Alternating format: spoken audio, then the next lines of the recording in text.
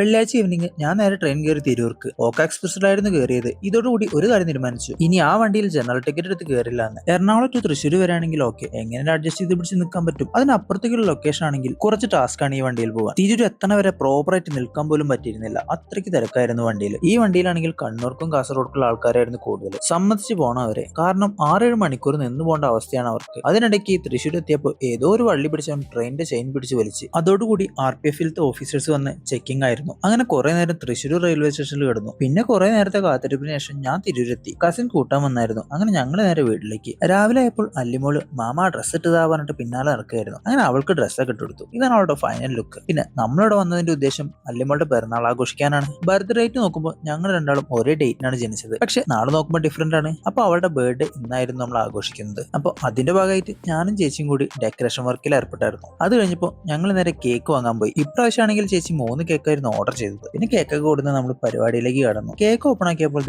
ഒന്നിൽ എന്റെ പേരും മറ്റേതിൽ കസിന്റെ പേരും. കാരണം മറന്നില്ല, 3 പേരുടെയും ബർത്ത്ഡേ ഒരേ മന്തിലാണ് വരുന്നത്. അങ്ങനെ ആദ്യം അവളുടെ കേക്ക് മുറിക്കലായിരുന്നു. പിന്നെ അത് കഴിഞ്ഞപ്പോൾ ഞങ്ങൾ രണ്ടാളും കേക്ക് മുറിച്ചു.